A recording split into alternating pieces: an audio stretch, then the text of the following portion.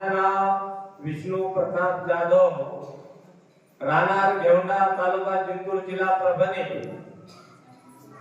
माझा असा अनुभव पहिल्यापासून कमीत कमी 8-9 वाऱ्या झाल्या असतील मला, पण एक पहिला अनुभव असा आहे, आमची चुलती, आमचे काकू ही बरीच काही श्रेष्ठ असताना बापाला मी फोन केला, बाबा तुम्हाला परभणीला यावं लागते। तर बापा म्हणले मी पंढरपूरला आहे, मला 11 वाजले सकाळचे। तरी पण बापा 11 वाजले तरी तुम्हाला यावंच लागते। तर बापा आले, तर आमची काकू डॉक्टरांनी सांगितलं की याचा शेवटचा पर्याय आहे म्हणे, यांचं नशीब आहे। तर बाबांना आशीर्वाद दिला।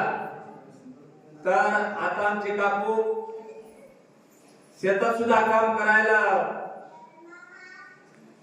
कमी पडत नाही, आणि त्याला जेवण जात नव्हतं, ते काटाला सापडून होतं, त्यांचा बेभरोसा होता।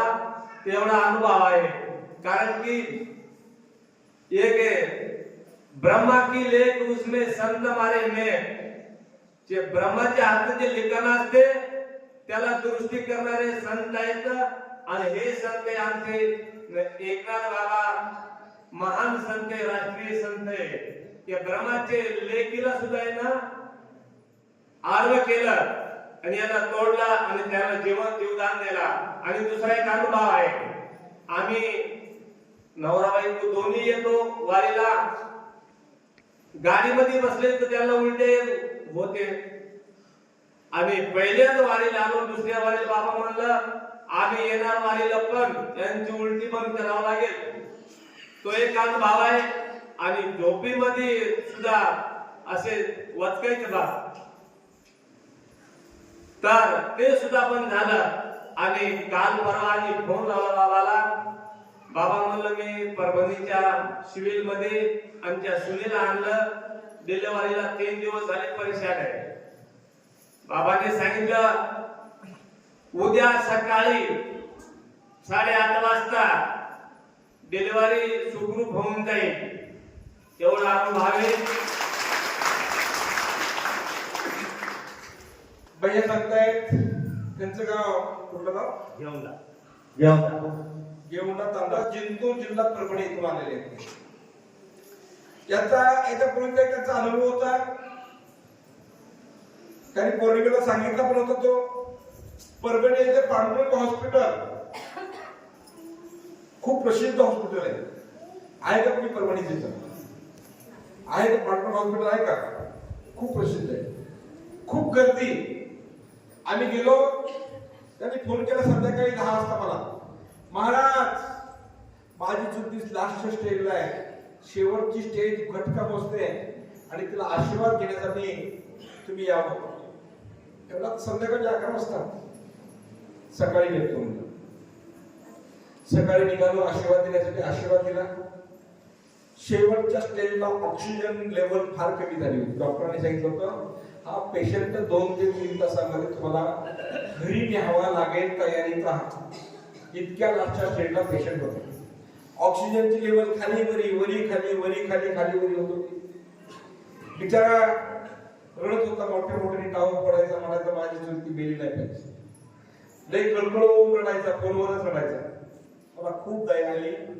आम्ही आशीर्वाद देण्यासाठी परभणीला हॉस्पिटलमध्ये गेलो, हाच टाइम झाला होता, बरोबर आहे का?